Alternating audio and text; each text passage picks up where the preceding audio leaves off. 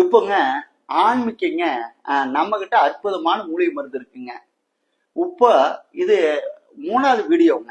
இந்த மூலிகை மருந்துக்காக நம்ம 3வது வீடியோ எதுக்காக எடுத்திருக்கிறோம்னா, ஏற்கனவே 2 வீடியோ ஓடிட்டு இருக்குது.